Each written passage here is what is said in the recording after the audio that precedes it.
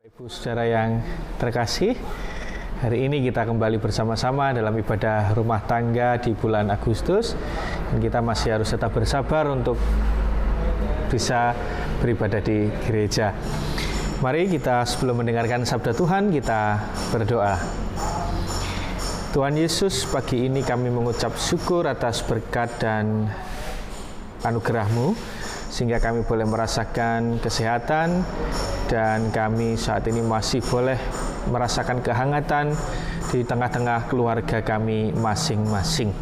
Dan saat ini kami akan mendengarkan sabda-Mu, kiranya Engkau tuntun kami dengan Roh Kudus-Mu, sehingga pikiran dan hati kami dicerahkan, dan kami bisa memahami setiap sabda-Mu dan boleh kami lakukan dalam kehidupan kami sehari-hari. Terima kasih Tuhan, di dalam nama Tuhan kami Yesus Kristus kami berdoa. Amin.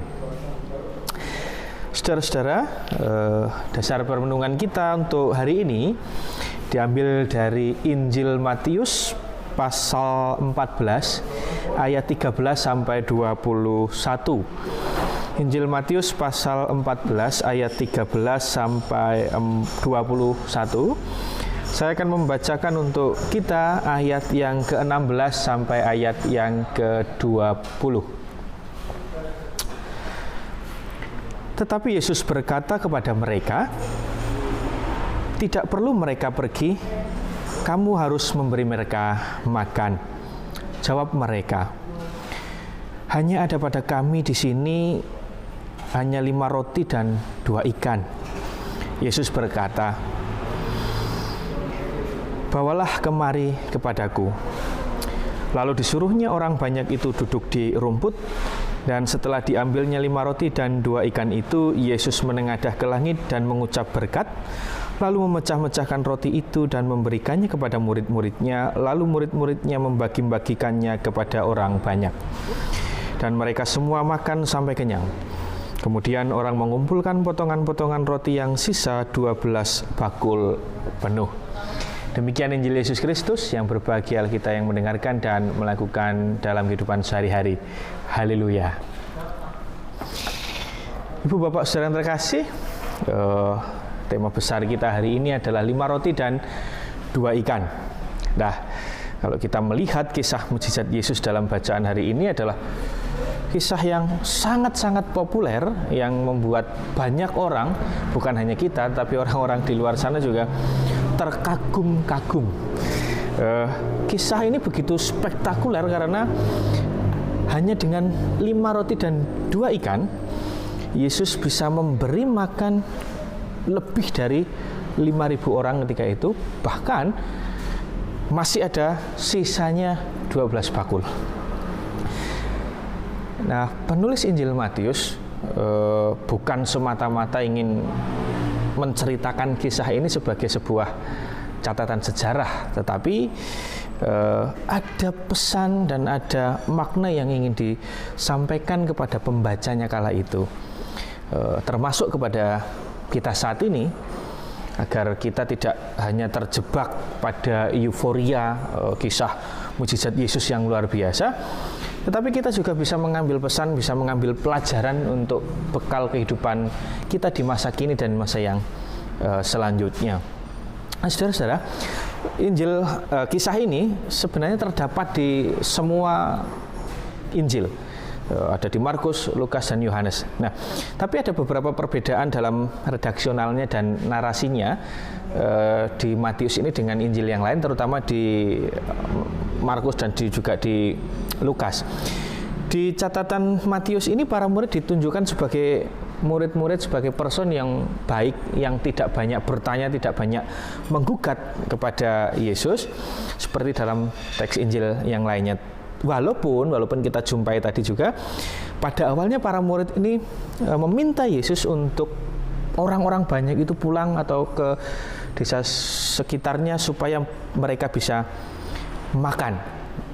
Namun setelah para murid meminta seperti itu, justru Yesus memerintahkan bahwa mereka, para murid, yang harus memberi orang banyak itu makan. Yesus berkata di ayat 16, "Kamulah yang harus memberi mereka makan." Lalu para murid menjawab, di ayat yang ke-17, yang ada pada kami hanya 5 roti dan 2 ikan. Itu jawaban para murid ketika itu. Nah, saudara-saudara, jawaban para murid ini menyiratkan sebuah nada yang pesimis, karena bagaimana mungkin dengan 5 roti dan 2 ikan itu bisa memberi makan orang sebanyak itu. Namun di sisi lain, kita juga bisa melihat bahwa jawaban para murid ini menunjukkan kesediaan dan kerelaan mereka untuk memberikan apa yang mereka miliki, apa yang mereka punyai kepada Yesus. Nah, setelah menerima roti dan ikan tersebut, Yesus kemudian menengadah ke langit, mengucap berkat, seraya memecah-mecah roti tersebut. Lalu para murid diperintahkan untuk membagi-bagikan kepada orang banyak, sehingga orang banyak itu bisa makan sampai kenyang. Itu catatan kisah mujizat Yesus yang kita baca hari ini. Nah, saudara-saudara, dari catatan Matius ini kita bisa memahami, bisa mengambil sebuah pemaknaan bahwa karya mukjizat Allah dalam menggandakan roti dan ikan ini diawali dari kesediaan dan kerelaan para murid untuk memberikan apa yang mereka miliki.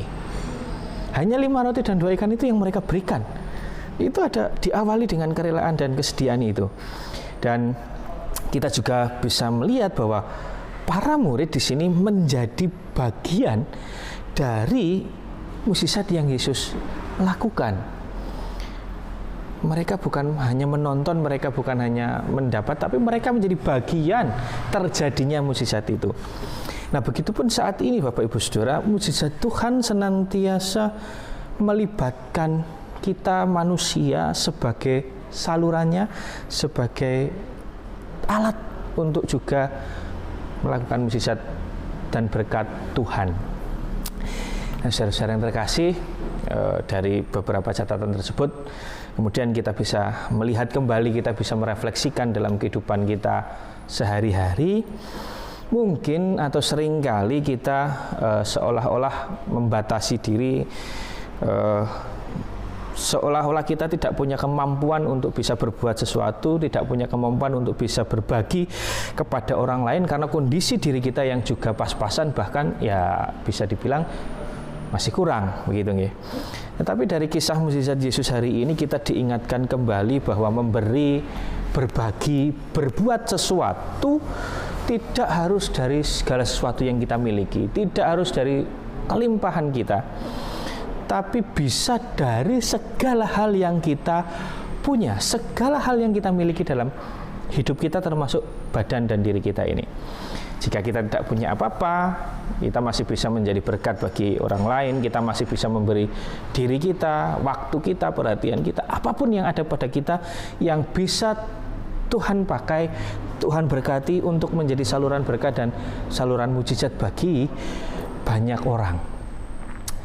Nah, yang menjadi kuncinya sebenarnya adalah kesediaan, kemudian kerelaan hati, dan juga tidak lupa rasa syukur, Bapak Ibu.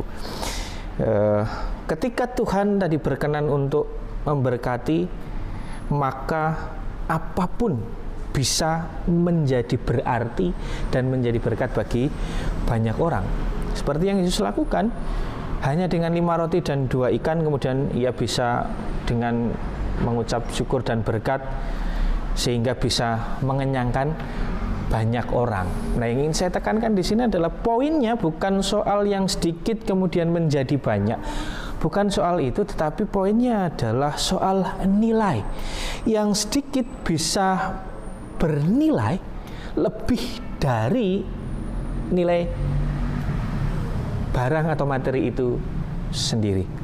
Nilainya bisa melebihi itu ketika diberikan dengan sebuah kerelaan hati dan juga memohon berkat Tuhan, juga diterima dengan penuh ungkapan syukur, maka hal yang sedikit, hal yang sederhana itu bisa menjadi luar biasa, bisa menjadi mukjizat yang luar biasa yang dirasakan oleh banyak orang. Itu yang pertama, poin yang pertama bagi kita. Dan hal yang kedua yang bisa kita pelajari dari bacaan kali ini, Bapak Ibu, bersyukurlah dengan yang kita terima dari orang lain, apapun itu, seberapapun, entah banyak, entah sedikit, entah bagus, entah biasa saja, atau bahkan jelek menurut kita, terimalah dengan penuh ungkapan syukur. Jangan malah kemudian kita mengeluh, kita bersungut-sungut karena apa yang kita terima dari orang lain itu tidak sesuai dengan apa yang kita pikirkan. Jangan sampai kita, apa ini ngasih kok cuman begini, apa ini ngasih kok cuman seperti ini, sebegini. Kita harus ingat Bapak Ibu, mungkin orang lain yang memberi, mereka memberi dari yang mereka miliki. Mungkin itu yang bisa mereka berikan sebagai wujud syukur dan kasih kepada orang lain. Maka sangat tidak bijak ketika kita kemudian bersungut-sungut, kemudian kita kecewa dengan pemberian orang yang tidak sesuai dengan kita pikirkan atau yang kita harapkan. Karena kita tidak tahu, mungkin dia memberikan semua atau hal yang bisa dia berikan kepada orang lain. Video ada sebuah quotes dari Ronald Reagan yang mengatakan, kita tidak bisa menolong semua orang, tetapi semua orang bisa menolong seseorang. Itu kata Ronald Reagan. Tapi kemudian saya tambahi, seseorang bisa membantu seseorang juga. Akhirnya Tuhan senantiasa memampukan kita untuk bisa berbelas kasih, bisa memberi bagi sesama dari yang kita miliki. Jangan hanya kita menantikan mujizat Tuhan, tetapi mari kita memberi diri kita untuk menjadi mujizat yang Tuhan pakai bagi diri kita dan sesama. Tuhan memberkati. Amin.